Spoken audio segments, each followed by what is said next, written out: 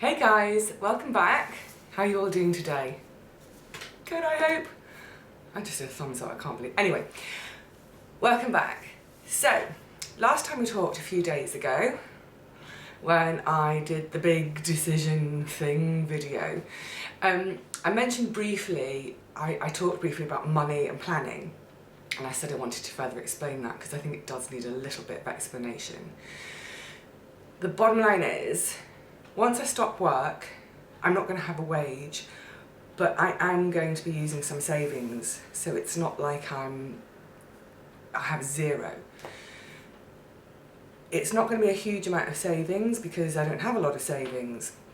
So what I've had to do is look at all areas of my spending to say what isn't absolutely necessary goes.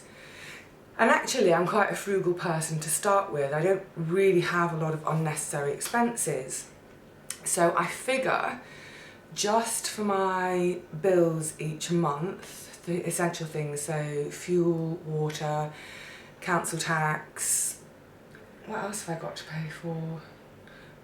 Internet, I'm keeping the internet. It's going to be about a couple of hundred a month. So you're all probably thinking, yeah, but what about your rent, mortgage, all that sort of thing? Well, actually, all my debts are paid,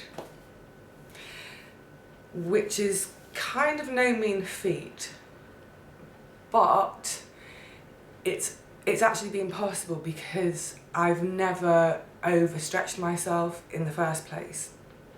So for example, the flat I'm living in now, which you guys have seen now, it's actually been fixed, was an absolute sight when I bought it. It was in a dreadful state. No windows, no kitchen, no heating, not really much of a bathroom, but because of that it was cheap as chips.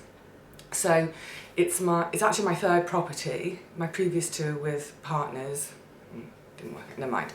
And I've always bought Rex because with a little bit of maybe looking things up in the library and books or online, pretty much all DIY is tackleable. So if you're prepared to put in a load of hard graft, actually you can turn the property around with not too much money.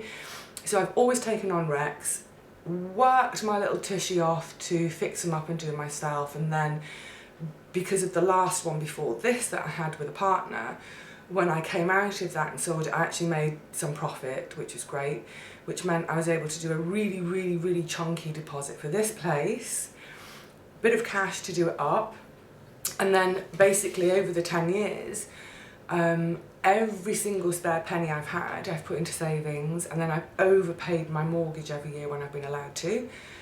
Most mortgages do allow for an overpayment month. Mine used to be January, and I'm sure they did that on purpose because after Christmas everyone's broke, but not me.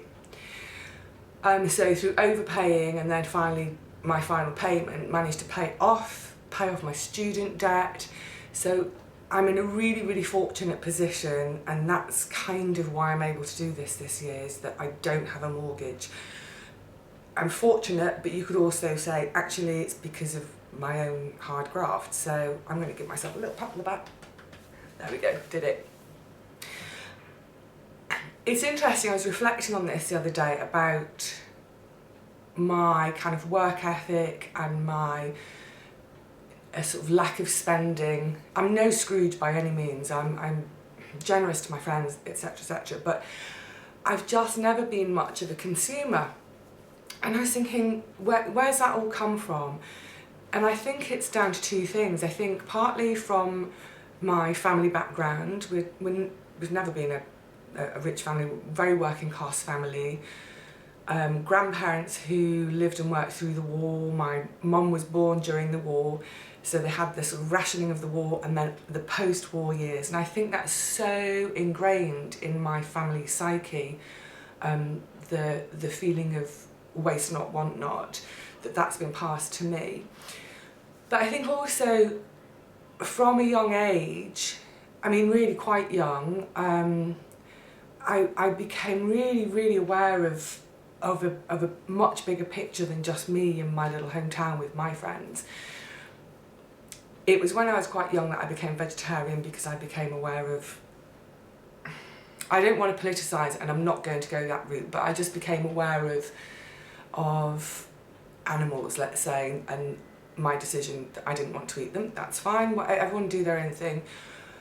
But I also started to become really aware of the differences in people of, let's say, developed countries, less developed countries, even people within the same town, of some people having so much and others having so little, that it sort of made me question, do I have too much? Do I have more than I need? And as I say, that started in childhood and in a way has gathered momentum as an adult.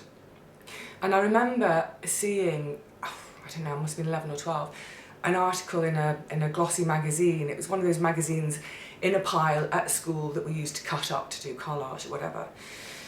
And it was photographs of people from all around the world, families, and each photograph was the family sitting in front of their property, whatever their property was. In some cases it was a tent. So the family sitting outside with all their possessions. And I was really, really struck by the fact that some families had maybe a couple of bedding rolls, some blankets, and 1 or 2 pots to cook with. And actually they looked quite happy. And then other families with just surrounded by stuff, gadgets, toys, junk.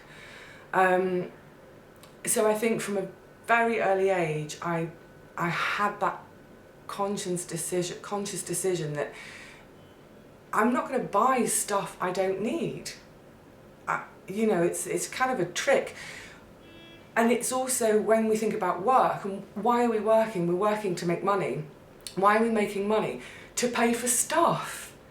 So if we don't have stuff to pay for, we can work less. I mean, obviously we need people working because society would kind of fall apart, you know. I'm giving up nursing, but we need nurses, so please, my colleagues, yay, keep working. Excuse me. So a bit of family, a bit of my awareness growing up as a kid that's developed as I'm an adult has meant that when I have worked, I've been able to save. So I'm going to be using a little bit of savings this year, about a couple of £100 a month to cover my bills. I'm going to give myself pocket money. I'm going to give myself a big allowance of £10 a week. So for things I can't grow, toilet roll. Who knows, maybe I'll start growing toilet roll. But just little things like that. And today I'm going to be making some paper pots. Actually, let's get on with it now and I'll carry on talking as I'm making the pots. I'm going to move you, hang on. I'm coming in, I'm moving you. This will save, I hope, doing a cut. Let me just rest you down there. Is that a good place? Let's see, is that a good place? There you are. Actually, what's funny, you're all now stood on my stove, so if I twiddle a knob and you feel a bit of heat under your bums, you know why. But today's project, apart from talking to you guys about the money thing, is I'm going to be making some more of my lovely paper pots, because this saves me a fortune each year. It's so simple, it's ridiculously simple. I cadged a newspaper, because I'm too mean to buy one. And literally it's cut into sort of 10cm strips. Then with my paper potter, bottom and top, I'll show you this. Is this going to pick up? I just roll up the paper, then tuck in the bottom, like that, just tucking it in there. Then with the bottom section, slot it together, give it a bit of a scrunch to make that tight. Sorry, noise. Slip it out, and hey presto, a paper pot. How simple could that be? So yeah, I am a frugal. Oh, I just looked at the blimmin' screen, haven't I? I'm a frugal lass by heart, but I think it's also about being mindful in purchases. So for instance, this paper pot is £12, which is not cheap. You can actually use a jam jar or the bottom of a bottle and do it, but this was a gift. So I have seen these around cheaper for even as there's £2. But what I would ask myself if I saw something for £2 is A, where was the material sourced? B, how much was someone paid to make it? If it's just £2, that's been made, shipped, transported, all those things which cost money.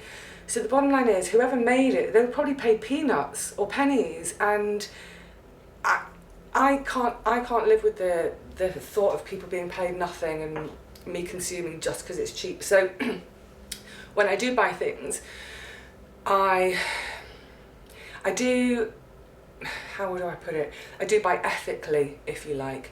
So I try to find out where the raw materials have come from, the sort of working conditions the person is in who's made it, and the bottom line is consume less but consume well. Buy once, buy good quality, and just be mindful about the person who's made it and how much they were paid. So I'm completely terrified of this year, because it's one thing to live frugally when you've got an income, when you've got your wages, and it's an entirely different thing to now be thinking, you know, what if something goes wrong, say with the property?